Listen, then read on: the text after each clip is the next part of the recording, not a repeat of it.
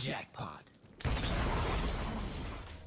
A couple of videos ago, I asked the question, who are the coolest characters in all of fiction? And I'd like to continue that conversation. Anakin Skywalker, Leon Kennedy, Arthur Morgan maybe? Well, there's one guy who's so cool, he didn't even show up to the competition. Time to go to work, guys. Because he forgot.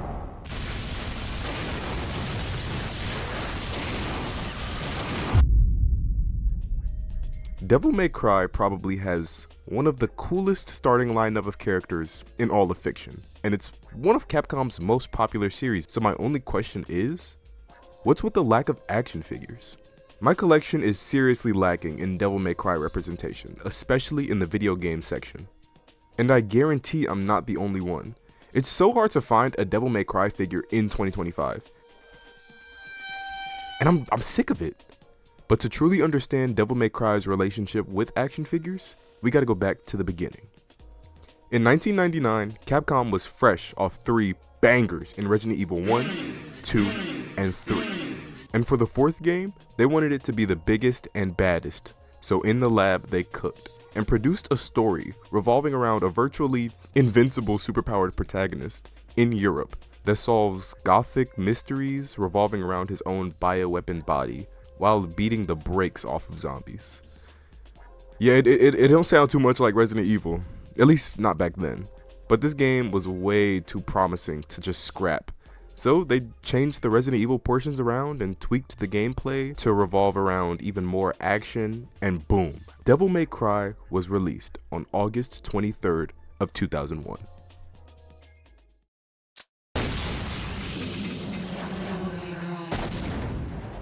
Devil May Cry 1 saw our main character as Dante, the red-coat, white-haired half-devil. And due to this half-devil side, he's virtually invincible and has multiple devil shenanigan abilities.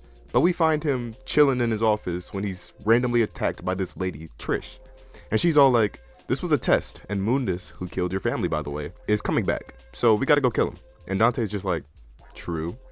So we head to Evil Castle Incorporated, where many Resident Evil-esque shenanigans happen, and Dante fights off an evil trash-talking spider, some marionettes, a shadow dog, very annoying scissor ghost, and many, many more. But a constant threat in this game is this dude, Nilo Angelo, who after we fight for the 3rd time, Angelo is revealed to be Dante's long-lost twin brother, Virgil. But Dante is too busy aura farming, so we take his chain and we get a new sword. And dip. But gasp, Trish was working for Mundus all along, but Dante still saves her because she looks like his mom.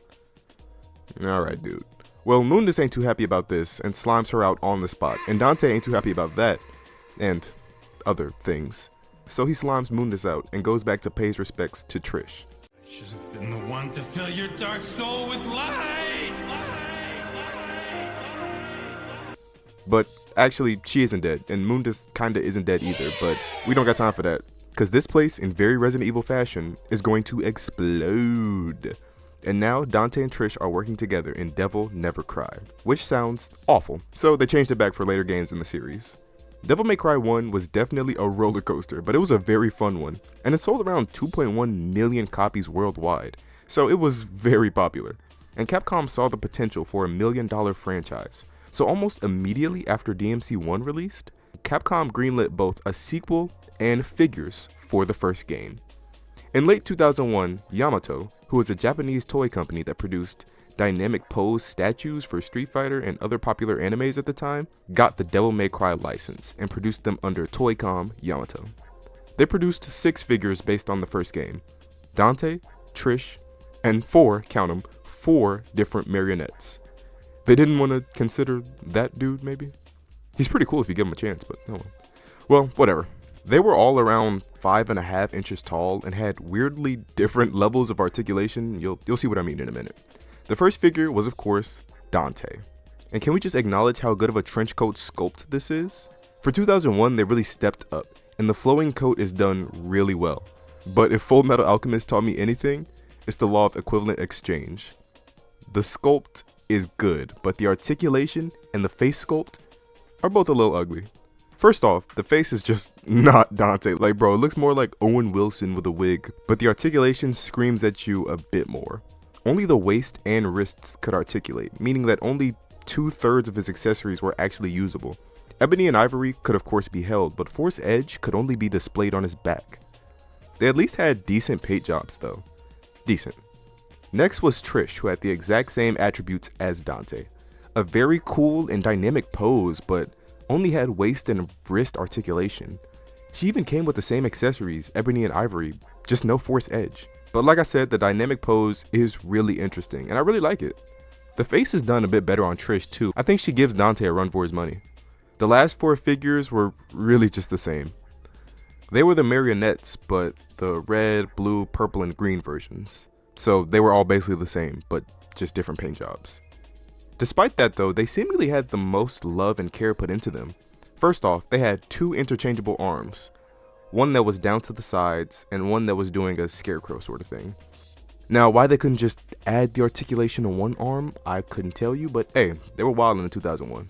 But with the separate arms came separate knife hands. Not only that, but they came with an extra jester head sculpt, so the marionette was definitely given the most love. But this is for sure the character people would care about the least, so I don't exactly understand why they got the most love, but hey, we got our first Devil May Cry action figures, and there is improvement needed, but with DMC2 on the horizon, the future was brighter than ever. But you see, Capcom got a little silly. They genuinely got a bag and switched up on their day ones. The original team that worked on the first Devil May Cry was not chosen to return for the sequel, and instead they replaced them with a team more versed in arcade games? Okay. Well, the first game was so good, they'll surely build off what worked, right? No? No, they're just gonna do their own thing? Fire. Yeah, okay. Yeah, DMC2 is one of the 2 Devil May Cry games that we just don't talk about. Yeah, I'm not gonna lie, I don't remember anything about Devil May Cry 2, except fighting Heihachi and the helicopter. So, hold on. Oh, yeah, Lucia.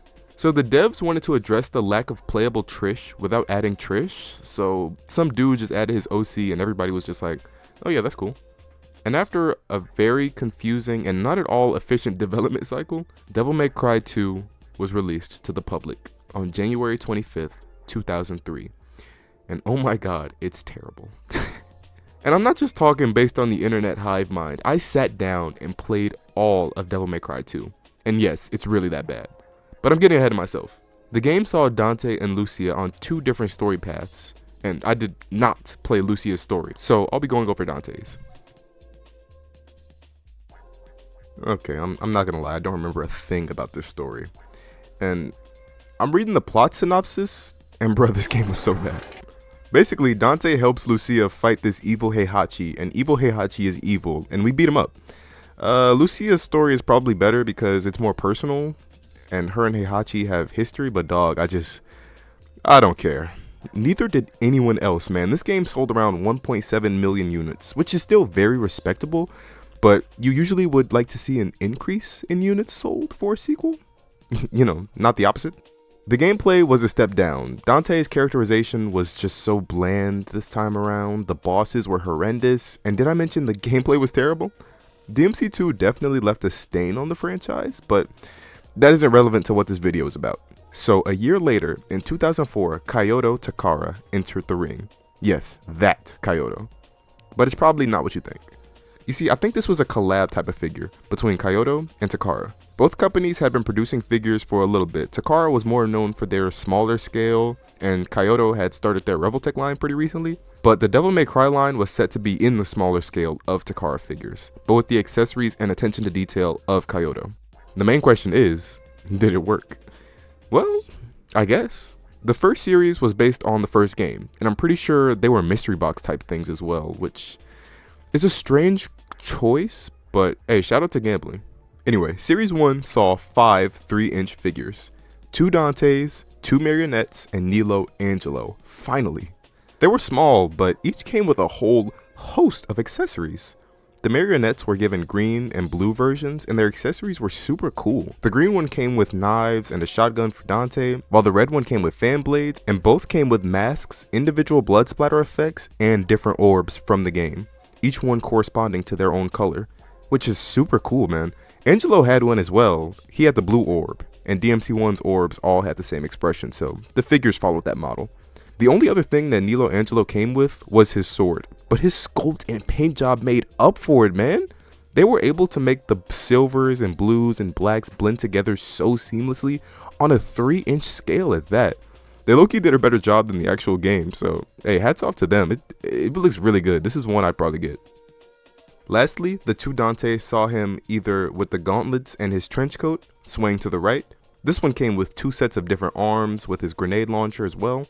The second one saw his trench coat swaying to the left and came with both Sparta and Alistair, along with Ebony and Ivory of course, and separate arms. Both Dante sculpts are really good as well, and have a surprising amount of detail and paintwork for the scale. Not to mention the articulation was way better than the 5.5-inch versions. This was just an all-around great set, and my only selfish gripe is the scale. This would have been such a good 1/12 wave, but I'm happy for people who collect this scale, really. Series 2 would release 1 year later in 2005, but something else came out in 2005. Something much cooler.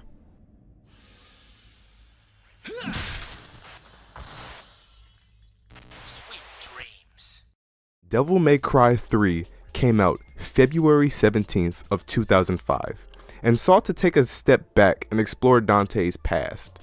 A 19-year-old Dante is chilling when he's visited by Arkham, who tells Dante his brother is here. So Dante fights a bunch of demons in the coolest way possible and makes his way to confront his brother. Along the way, we fight these twins, get trolled by this jester, and meet this mysterious lady. I wonder what her name is. Anyway, we fight Virgil once, and then another time a little later, but it's revealed that Arkham is actually the big bad of the game. So Dante and Virgil team up to stop Dude, and Lady is also there since, you know. You people have issues. Well, of course I have issues. That's my freaking father! But DMC3 definitely cleaned up the stain left by DMC2 and built a castle over it because this was Devil May Cry. The graphics, the characters, the gameplay, and the story was the best in the series to this point, and it rightfully sold 1.3 million copies. So the action figures for DMC3 would begin to be cooked up. But the last series for Takara Kyoto was set to release this year, so that brought us DMC2. They at least look good. The first Dante looked pretty good. I actually like the DMC2 design, so I like the figure, but the articulation kind of looks like it took a step back. He came with 2 swords and Ebony and Ivory, but I don't think they could come off his hands since he came with an extra forearm set with them in a different look. The second Dante came with 2 sets of both the previous swords, a shotgun with a blasting effect, and a rocket launcher.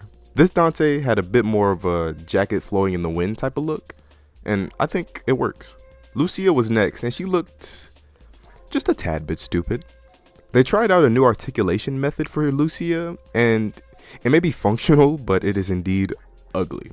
She came with the knife hands, the sickle knife thing hands, with a regular and flowy scarf cape thing.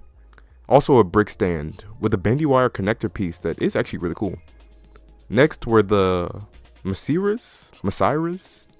I don't know, but the evil dog things from Devil May Cry 2.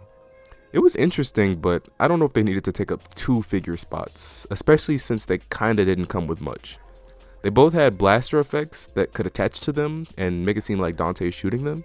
And like Lucia, they came with the stands as well, but no bendy wire. Lastly was the rare Devil May Cry 2 Trish appearance. And I think she's okay. She's definitely ugly, there's no doubt about that. And the weird articulation choices show up again. But I like her accessories. 2 Spartas, Ebony and Ivory, blaster effects, the weird double jump stand thing, and the bendy wire, like Lucia. This figure had potential, but I just don't think it quite made it. I think Series 2 is cool, but it just doesn't have as big of an impact as Series 1 in my opinion. It was too much mid going on here. I honestly wouldn't say anything in Series 2 is better than Series 1, but let me know what you think. But the Kyoto side of Takara Kyoto was not done with Resident Evil, and 1 year later in 2006, they added DMC3 Dante to their Revoltech line. Revoltech figures were at a larger 1/12 scale with greater articulation and accessories, though sometimes they did get a little too excited and make the characters very anime-esque, and Dante did not escape this treatment. But let's not get ahead of ourselves. This figure was objectively very good. He was around 5.5 inches tall and had spectacular articulation to no one's surprise. The coat could even flow, and the dynamic poses people pull off with this guy are spectacular. At some angles, it could look a little weird, but it was still great, especially for 2006. The detail and paintwork in the body was great too. It's just the actual sculpt where the issues arise. He's a tad bit too stumpy. This is an issue with Revoltech still to this day. And I get it's their style, but some have this issue and others just don't, so I don't really get it. The faces and hair were just also off. It looks like they wanted to go with the anime aesthetic but didn't fully commit, so now we just have this awkward product. He at least came with good accessories. Ebony and Ivory, Rebellion, even if it doesn't really look like Rebellion. The guitar, Nevin, a shotgun, an extra head, and a stand. Once again, this was a great figure. Some kinks needed to be ironed out for sure, but the future was bright for Devil May Cry and Revoltech. Is what I would say if Revoltech didn't drop the license immediately. Yeah, Dante is the one and only DMC Revoltech figure. For what reason, I have no idea. Maybe they just hate money, potentially. But the license was once again up for grabs, as the public prepared for the next installment in the Devil May Cry series. This party's getting crazy. Let's rock. What the hell is this? Devil May Cry 4 released on January 31st of 2008 and set out to advance the series past Dante. And I know what you're thinking, they've definitely already done this before, but this time they kept the same team around. So this new character was created with love and care. Enter Nero, a simple young man with a glowing demon arm. He's chilling with his little yeah one day when this idiot over here kills a freaking priest, which isn't very cool. So Nero is sent out to capture Dante, but I mean, it's Dante. So instead, it's revealed that the priest is actually evil and wants to do evil bad man stuff. So now we gotta fight bootleg Firefly, but Virgil's sword fuses to Nero's arm. So now he's pretty powerful, but not powerful enough to beat Big Bad Priest. So Dante pulls up a little later and shenanigans ensue. Trish is here, by the way. Don't know why she had to change her appearance like this, but hey, now we're fighting a colossal statue as Dante. And then it's Nero's turn, and after all that excitement, Dante leaves Yamato to Nero. For reasons. Devil May Cry 4 was viewed by most as a step in the right direction for the series. The combat was as polished as ever, and Nero was actually a great character that many people found worthy of the main character mantle. So Devil May Cry sold around 3 million copies worldwide. And with that, NECA entered the picture. In 2008, NECA had just come off their TMNT line, which had impressive sculpts, paintwork, and articulation, all of which were areas that NECA struggled with in the past. We're looking at you, Leon, but they had improved, so this was the perfect time for Devil May Cry to enter the arena. In late 2008, NECA would tease this Dante figure and announce that he would be a part of their Player Select line. But life is cruel and things are never this easy. Out of nowhere, Capcom seemed to have pulled the license from NECA, much like how the license was pulled with their Kratos figure for their God of War line. And this Dante figure would become nothing but an urban legend. For now. But this terrible news meant that the Devil May Cry license was once again left up for grabs for any company willing to try to pick up the license. This state of limbo would continue for 1 year until 2009, where PlayArts Kai picked up the license. PlayArts Kai is a friend of the channel at this point, and they produced larger scale 8 to 9 to even 10-inch figures with higher articulation, more detail, and hit or miss paint jobs. You what? But they were just coming off banger figures like Ezio, Snake, and Jack Skellington, so people's hype was pretty high. And in July of 2010, they finally brought us Nero and Dante from Devil May Cry 4. And I'm happy to announce, they looked great. Starting with Nero, and man did they kill it with the design of this coat. Every little detail is indeed amazing, and the paint job was just as good, if not better. They even got his rings looking clean, man, this is amazing. The face sculpt was really good, and the hair was really good as well. We know how easy it is to mess up on white hair, so props to PlayArts Kai. You could for real put him in any static pose, and it looks like it came straight from the game. Action poses look a little rough, but with this good of a sculpt, especially in 2010, there was bound to be areas of weakness. The devil arm was also insanely well done, and they did their best with the blue aura in the arm. Nero came with his super awesome chainsaw sword Red Queen, his super awesome revolver Blue Rose, and an extra balled up fist. I would have liked an extra double arm hand, but it was already so well done, I understand why they didn't. Next was Dante. And yeah man, something was in the water when they were making these. They're so good. I will admit I don't like Dante as much as Nero, but I think that's just because I don't really like Dante's DMC4 design. I don't know if that's a hot take, but hey. The intricate details were properly done on Dante, like Nero. And I'd say the head sculpt on Dante is a bit better honestly. The articulation was the same, but I don't want that to diminish how great it was. Even the coat was still articulated, so at static or minimal poses, it was great. He came with the usual suspects, Ebony and Ivory, 2 extra hands, and Rebellion. And I must say PlayArts Kai was off to an extremely hot start with these 2. And they used this momentum to announce their Devil May Cry 3 figures. So surely, they would use the excellence that they applied during their Devil May Cry 4 line and apply it to their Devil May Cry 3 line. Okay, I am exaggerating, but like, what happened? 2 years later in 2012, PlayArts Kai released DMC3 Dante and Virgil. And they may have gotten a little silly. We'll start with Dante, because I've never been so confused by a single figure. At some angles, he looks so insanely cool and faithful, but then you turn on the lights and he's just a fraud. Let's get the good out of the way. The paintwork, at least on the body, was spectacular, but it fell into the way too glossy category that PlayArts Kai figures usually fall into. The articulation was also great, but the sculpt was just so strange. He's so boxy, and his arms are way too long. I think it's just the arms that are holding it back for me, to be honest. At least I would say that if the face wasn't stupid. Well, okay, it's not stupid, but it's just not as good as the other ones from 2 years prior. You can really see the white hair struggles in this one. He did come with bangers though. The usual Ebony and Ivory and Rebellion, but also Nevin, which was sculpted and painted just as well as the body. Rebellion too, they actually went back to upgrade the sculpt and paintwork and it shows. Virgil was overall a better figure in my opinion though. But the same issues kinda apply that at certain angles, he looks like he hopped straight from the game. And then you turn on the lights and he's a fraud. Virgil didn't have as much glossy paint, which is good, but the arms, man. Why did they make their arms so weird? And it's a shame because I think this is really close to that original Nero in terms of design and paintwork, but it's just not quite there. Overall, they did a great job on it. And the white hair had a bit more shading, so I think it was done better than Dante's. Virgil came with Yamato, which could go in and out of the sheath for his iconic poses, but Force Edge as well. But that's it. No Beowulf piece at all. Choosing Force Edge over Beowulf should be criminal. I understand lore, but man, I love Beowulf. Virgil would be the last figure released in the DMC PlayArts Kai line. Like, forever. They never picked the license back up either. I wish they were able to redo the Dante a little bit better, but the license was once again up for grabs. They're playing hot potato with my goats and I don't understand, but the 1/6 company Asmus didn't either. So they got the license and produced Nero in 2012. And he looks bad. I'm gonna keep it a buck. I don't know what they were cooking with this one. Everything is just kinda off, I'm not gonna lie.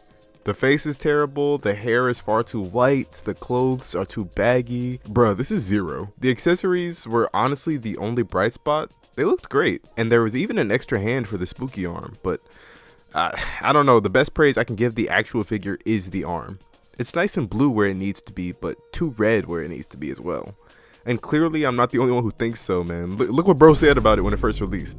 What is going on? But this dumpster fire Nero would do nothing but fuel Asmus because they'll be back, and they'll be back with a vengeance. But for now, 2012 was over. And seemingly Devil May Cry as we knew it was over as well. Because the geniuses at Capcom looked at one of the coolest casts of characters in fiction, and with a straight face they said, nah, we gotta reboot this one. So they did. They began working on a whole new universe with the same characters, just more edgy. January 15th, 2013 saw the release of DMC Devil May Cry. The game saw, once again, a younger Dante, but this time he's not surfing demons in his makeshift store, but instead he's in his RV getting flipped and he's naked. The story saw him meeting a girl named Kat, who warns him about how Mundus, this is Mundus by the way, Mundus has found him, and she tells him to go meet up with the leader of the Order, Virgil, who looks so lame. And Mundus is pretty mad about them teaming up, so he kidnaps Kat. But Dante and Virgil kidnap Mundus's Lil Yeah, and Virgil just straight up kills her. And they fight Big Bad Mundus, and eventually beat him and rescue Kat. And stop me if this sounds familiar, but Virgil is actually evil and wants to control all of humanity or something. We stop Virgil though and send him back to the demon world to think about his actions. Also, Dante's hair is white now, because reasons. I will admit some aesthetics in this game are really cool, but the issue is that this is an unnecessary game. Nobody asked for this, and nobody asked for an edgelord Dante and Virgil. This series was on a great track, and this game just kinda appeared and halted everything. As a standalone game, it may have honestly had a chance to thrive, but under the Devil May Cry license, this is just bad, plain and simple. And the general public knew this as well, but since DMC4 was so good, people had faith, including my household by the way. We bought this game when it first came out. That's how they get you. But this game sold 3.1 million units. But once the hype phase was over, people were like, I kinda miss that guy and his wacky coworkers. Over time, the DMC community has treated this game, and DMC2, both, like Voldemort. And due to this fact, no figures for the reboot ever came out. And I'm honestly not too mad at that fact. I believe figure companies read the room and knew there would be extremely minimal profit. But I know there are some diehard DMC 2013 fans out there. And for the two of you, I am sorry. But after DMC 2013, the series would take a break so Capcom could collect themselves and determine the future of the franchise. During this time, 0 figures would come out, but that doesn't mean none were in development, as we'd have some familiar faces pop up. At a figure event in 2014, NECA revealed they regained the Devil May Cry license, and they were set to release their Dante in 2015. NECA's Ultimate Dante released around April of 2015, and this may have been the best Dante we had ever got. I don't know, it depends on what you look for in a figure. I personally hold a good and accurate sculpt and paint job in high regard, and that's something this figure excels at. The figure was based on his DMC1 design, which I honestly think was a great choice and they should be proud. First off, I love the packaging. It just has so much aura. And out of the box, the story is no different. I will address the elephant in the room though. The coat is flowing in the wind a bit too much. It's like this is the one criteria all Dante figures must hit for these companies. But there also needs to be a regular cape option if this is the case. And I mean, I guess if Dante is your only figure, then this isn't a problem. But if you have multiple figures, you need all the space you could get. And the coat is just not helping. It takes up like 2 figure spots. I've seen customs of people who made the cape regular and it looks really good, if not better. So weird choice on NECA's part, but this was before companies knew how to do stuff like capes and coats with like wires and stuff. Also, he couldn't store his sword on his back, which is just lame. The articulation was also a bit limited, but it was really good, especially for NECA. We're looking at you, Leon. My final gripe with this guy was the head sculpt. It looked really odd up close, but afar it looked really good and faithful, so I don't know. Okay, now I'm finna glaze. This was Dante, man. This is a special figure. They added shading to all the right places and blended the different reds together so well. Both the hair sculpt and paint was really good. Dante came with Alistair, Ebony and Ivory, his shotgun, 2 shooting effects, and 2 extra hands. I want to complain about the accessories, but 1, that coat probably took up 50% of the budget. And 2, for DMC1 Dante, I think these are excellent options. Alistair had 2 shades of silver between the handle and the blade, so I think it's really nice. Ebony and Ivory are as faithful as ever, and so is the shotgun. Though the blasting effects could have benefited from either a little more orange paint or just some translucent plastic, I don't know.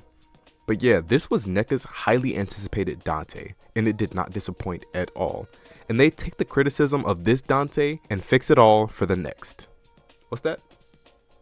Oh, they didn't do another Dante? Right.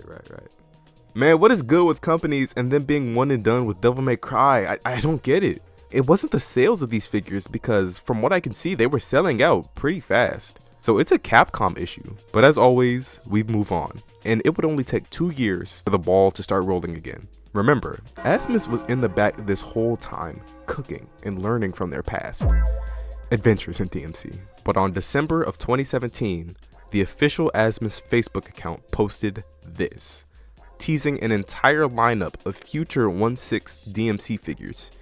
But we'll soon find out some of these dates are indeed not true at all, but we'll talk about that later. The image suggested that Dante was already finished, so in Q1 of 2018, Asmus's DMC4 Dante released, and they finally got the hang of everything. DMC never got the Hot Toys treatment, but this was basically it. Look at that head sculpt and hair. The clothes are a bit baggy, but that's kind of to be expected. But holy revival, man, they just had the comeback of the century. He had decent accessories, it was the usual suspects, the guns and the sword, with a bunch of hands. But he looked really good, and they'd ride this success into their next releases. Virgil, Nero, and Lady. We all know how they did with Nero last time. So let's see if they learned their lesson. And of course they did, dude. This is an upgrade in literally every department. They locked in so hard. I still think the face is just a tad bit off. Maybe I'm tweaking. Red Queen and Blue Rose were the same story, and he even came with some nice little headphones. Virgil was next, and I believe this is when they really got in their bag for real. If there was a modern day remake of DMC3, this is what I'd imagine Virgil to look like. The small markings in the pants, to the wired coat, to the actual coat itself, they were finally taking things to that next level. He came with Yamato and Force Edge. And man, do I even have to say anything? They cooked with every detail. Lastly, for 2018 was Lady. And this may have been the best head sculpt they've done yet. This is insane. Lady has very specific hair and they nailed it. My problem lies with the rest of the figure. I feel like it's bland. I feel like they skipped out on shading after the head, because the head probably took up 90% of the budget. But looking back at Lady's design in 3, it's a little bland, but I don't know, it had sauce. What can I say? But I will acknowledge that they did the best possible job, at least to my knowledge, so I commend them. She came with a good chunk of accessories, most of which being guns and the big cheese. And they were all sculpted with care. Look at that thing, man. Asmus's comeback was absolutely insane. Obviously, these are higher priced figures, but if you collect Hot Toys and you love DMC, this is right up your alley. And fans would patiently await the future of Asmus's DMC releases. Well, kinda. Remember that roadmap? Yeah, something would happen that would push some of these releases back a couple of years. What could cause such a disturbance, you may ask? Well, in June of 2018, during a little known game event called E3, Capcom got a little silly and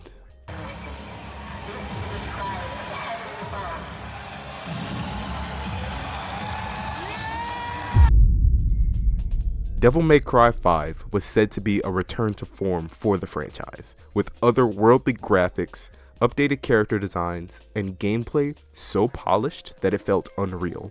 So seeing this, Asmus got straight to work, and maybe a new 112 company would enter the ring. But by 2019, everything was ready to be released. So it did. Devil May Cry 5 released on March 19th of 2019, and I don't even know where to start.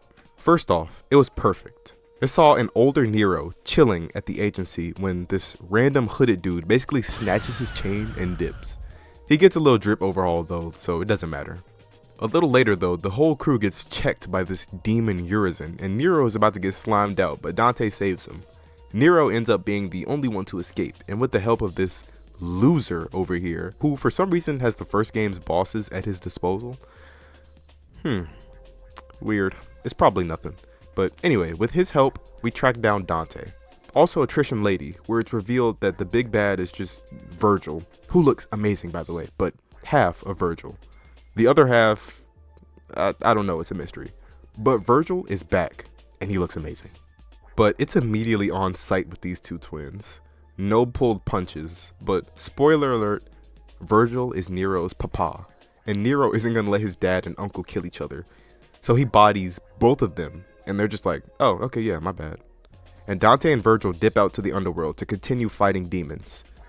This time as friendly rivals instead of not so friendly rivals.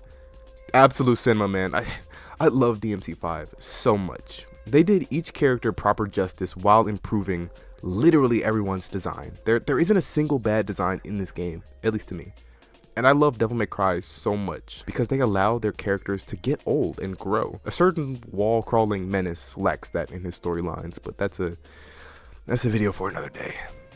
Devil May Cry was spectacular, and this was a sentiment shared by almost everyone because this game sold, wait for it, 10 million copies. Devil May Cry was so back and everyone knew it, including figure companies. So, like I said, Asmus immediately began cooking, but we'll get to them a little later. I want to highlight Sentinel X 1000 Toys, who specialized in higher quality 112 figures for, albeit, a higher price. But in 2019, they decided to try their hand with the Devil May Cry license and released Nero and Dante. I'll start with Nero, and my goodness, this was our first 1/12 Nero and it didn't disappoint at all.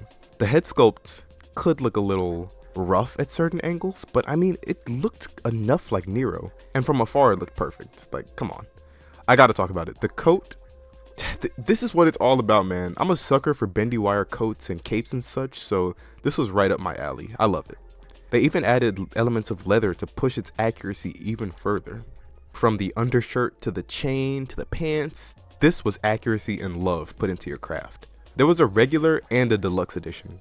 The regular edition came with Red Queen and Blue Rose, who of course looked insanely accurate and actually looked pretty metallic, but also 2 face plates that were decent, 4 extra hands for gripping, shooting, and punching, and 3 extra metal forearms along with his default one, so technically 4.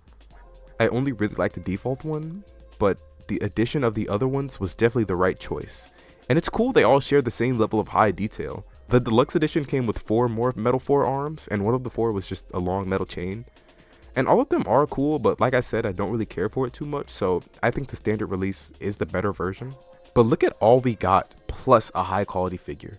We had our first 1/12 Nero figure, and it was amazing. He genuinely looks like he hopped straight from the screen. Moving on to Dante, and the theme continues. Like seriously, every gripe and every praise is the exact same with Dante as it is with Nero. But Dante just has more aura in 5 to me, so I do like this figure better.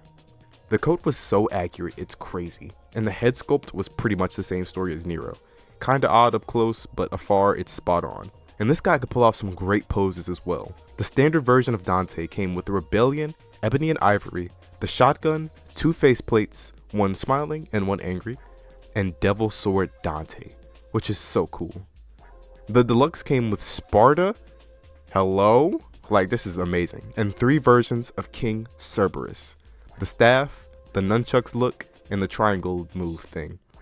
And I think the deluxe was definitely the better version, just because I love Sparta so much. But Dante and Nero themselves are on even playing ground. These are just great figures. Surely 1000 Toys would continue the license and wouldn't stop with these 2. I hate it here. I hate it so much. I hate it here. Whatever. Another one bites the dust. This one hurts though. 1000 Toys was like the Anakin Skywalker of the 1/12 Devil May Cry figures, man. You were supposed to be the chosen one. But that just means we have to wait for our Luke Skywalker to come around, so I'm not too mad. I'm looking at you, Jada Toys, or Storm Arena. You know, either of the 2 are ideal. Where's your motivation? Since 2019, there have been a decent chunk of figures to come out for Devil May Cry. In 2020, a little Nendoroid Dante would release. And as much as I hate Nendoroids, I don't know, he has a little charm to him. He got some swag. He's like a chill little dude, and I think the accessory choices were actually pretty cool. But you ain't never finna catch me spending 60 bones on no Nendoroid, so let's move on. Asmus was ready to reveal their DMC5 figures though, so let's take a look at them. Dante and Nero were the first ones to release for DMC5. And wow, they made it. These are perfect. Both of them genuinely look like they hopped straight from the game. There were luxury editions for both of them as well, which just came with more accessories. And just look at this, dude. And then look at this. I don't know what more to say. These are just simply perfect figures. Asmus really locked in. And this would continue because over the next couple of years, they released banger after banger. 2021 brought DMC3 Dante, which I'm honestly not the biggest fan of. He looks a bit too much like a Ken doll to me, but holy accessories, it doesn't even matter. They also brought us Shadow, Griffin, and Nightmare in 2021, but you can't have these goobers without the head goober.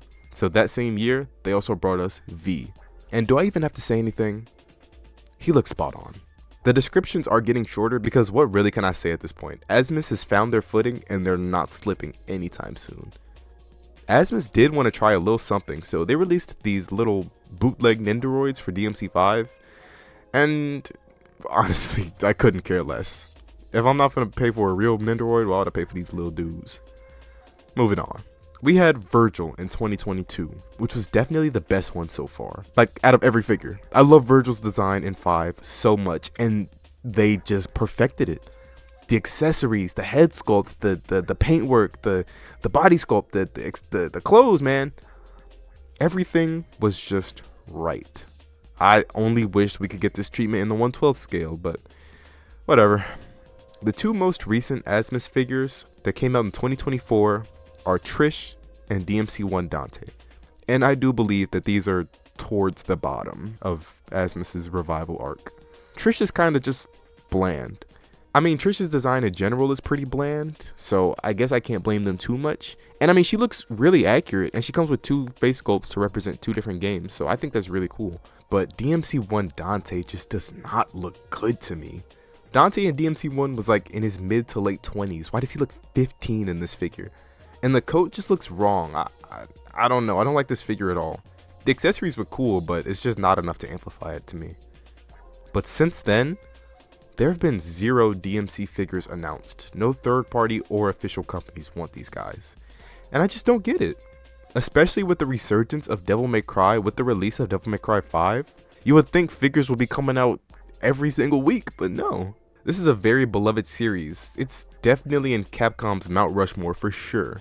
But Street Fighter is getting all the love with the action figures as of recent. And literally nothing else. Capcom did a poll asking fans for their favorite characters, and 2 of the 3 male characters were Devil May Cry. And the second, which was Leon, doesn't have any figures as well, so Capcom just is being really weird with action figures. And I mean, I love that Street Fighter's getting some action, but you know, share the love, man. Give me some Resident Evil, give me some Devil May Cry. Like, it would be so awesome. I'd love a Storm Arena's Dante or a Mafex Virgil, but it seems like Capcom just doesn't prioritize that market. So I don't know. I do feel like something's on the horizon though. I don't know. I'm getting that type of feeling. I got this same feeling with the 2003 Ninja Turtles, and like a month later, the Super 7 ones were revealed. So I don't know, man. I'm hopeful, but until then, I will be patiently waiting. I want to thank you so much for watching this video and making it this far. Like really, I appreciate it. It's been a rough time since my last upload. I had to write a paper for biology. I've had 2 exams. I had a quiz, man. It's been a lot, man. But every time I come back to this channel and I see I see the community growing, it never ceases to raise my mood, and that's due to you. Yes, you watching. I appreciate you more than you know. So thank you, truly. I want to make a video about the Ninja Turtles soon, but NECA has yet to ship the figures that I ordered literally the minute they released, so we'll see what happens. But if you made it this far, comment jackpot.